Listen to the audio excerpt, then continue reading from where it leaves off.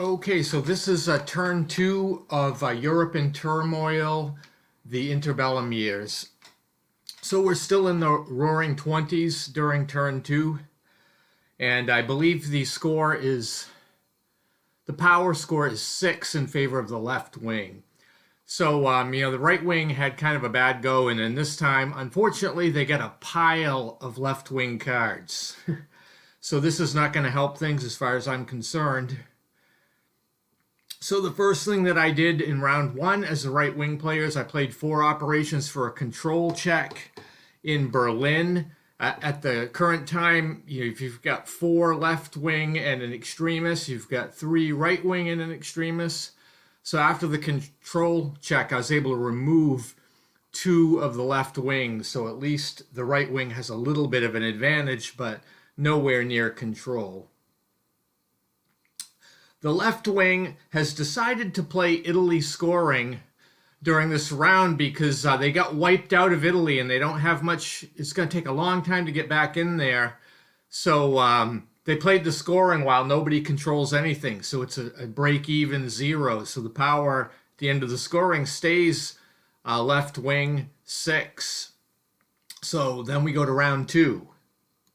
So the right wing played another 4 operations for a control check again in Berlin, and this time it was a -3, so it wiped out all of the left wing support plus the extremists. So now the right wing has 3 support, an extremist, and control of Berlin. So you can see that in the updated photo here. The left-wing player played the Dawes plan as an event, which is going to add 1 operations on each operations point play this turn. I'm not sure that was the best choice, but it's early in the rounds, so I will be able to make the best use of it. We'll see. The Dawes plan, this is just a commission set up to kind of manage the reparations from World War I. I believe it was somewhat, of a failure looking back historically, but that's what we did on round 2. So we go to round 3, and the right wing plays 3 ops, but it is a left wing event, so we're going to opt to play them first. So the left wing event is basically Giacomo Matteotti. So this fellow was an anti-fascist leader in Italy. So this is going to allow 2 SPs to be placed by the left-wing player in Italy. I decided to put it in Rome. I believe there's nobody else in Rome. So we're just going to have the 2 points there. Then the right-wing player uses his 3 ops from this card in Bavaria and tries a support check. And it results in the loss of 1 support point from the left wing. So this changes Bavaria to 1 left wing with an extremist and 2 right wing with an extremist. So Bavaria is a very important battleground area in Germany. So that's why attention's being spent here. The left-wing player plays a 2 ops card and gets the bonus op for 3 ops and puts 1 support point in Silesia, bringing it to 2-0, which is control for the left wing. And also 2 SPs are put in Hamburg, which also gives the left wing a total of 3 and control, although there is a right-wing extremist there. And so you can see that in the picture of these changes in Silesia and Hamburg. Then we go to round 4. The right-wing player decides to play the Winston Churchill card as an event. So this is a favorable event because at this point in time, Churchill was not the prime minister. He was a vocal voice, of somewhat of dissent, and he was warning of a lot of things that were, I guess, not popular. And I think he was supporting favoring the whites in the Russian Civil War and trying to really tack down militarily the Commonwealth. So this allows the right wing to place 3 support points in the Empire and Commonwealth space. So there's nothing in there right now, so that puts it 3 in the right wing control, as you can see in the photo. Then the left wing plays a 2 ops card, but gets to add 1 to turn it into a 3 ops because of their play of the Dawes plan. So they put 1 support point in Rome, which brings them up to 3 left wing and 0 right wing. So the left wing controls Rome. And then 1 support point is put into Bavaria. So both sides now have 2 points in Bavaria, and both sides have an extremist in Bavaria. And then 1 support point is placed in the Sudetenland, and so that's 1 each, the right wing and the left wing, and you can see a photo of this activity. So the left wing's using the prosperous Roaring Twenties to be able to spread support around Europe and in some of these Italian and German interest areas. So we go to round 5. The right wing player plays a 3 operations card and puts 2 support points in Hanover, which gives them control, 0 left wing, 2 right wing, and control of Hanover. And then 1 support point is placed in Sudetenland, which there's 1 left wing there, so this brings the right wing a little bit ahead with 2, but nobody controls it.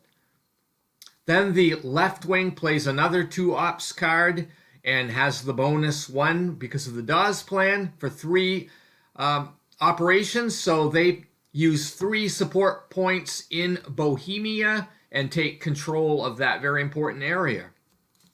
In round 6, the right wing decides to use a 3 ops with an event he'd like to get rid of in rearmament. So he goes with the Italian rearmament, which focuses, that first box is focusing on the command of the air.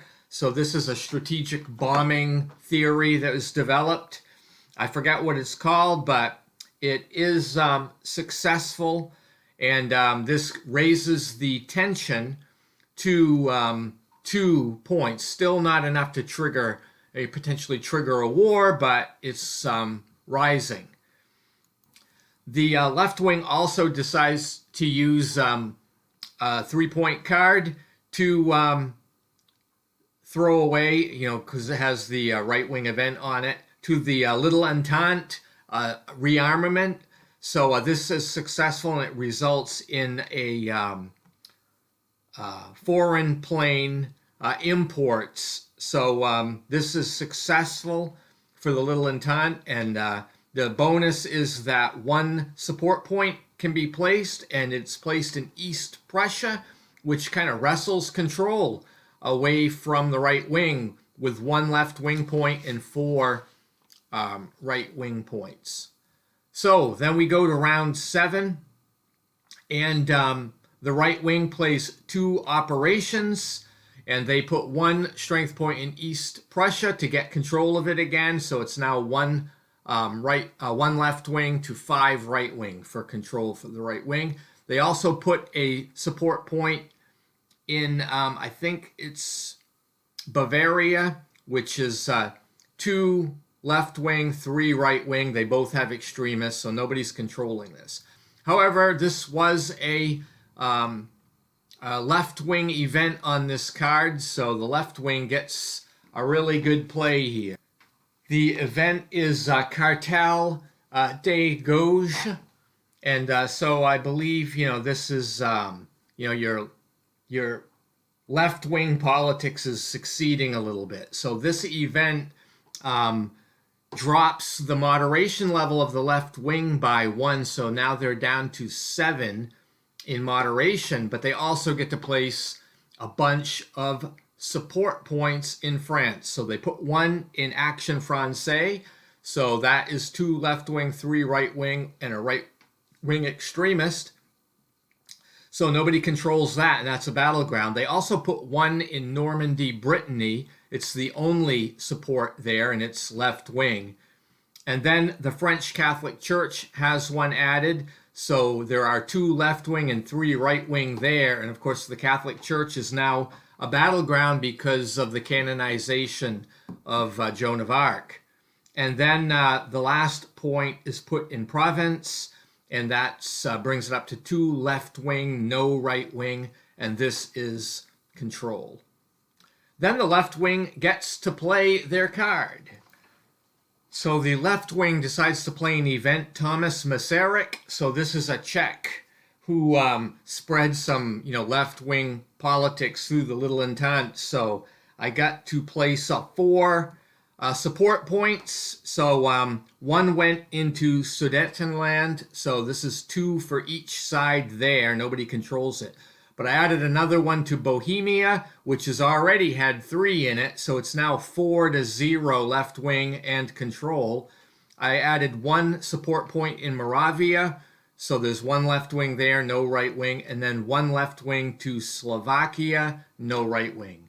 And that is pretty much how turn 2 came to an end. And really the power has not moved an inch this whole turn. It's still +6 to the left wing. So thank you for watching this video, and I hope you have a great day.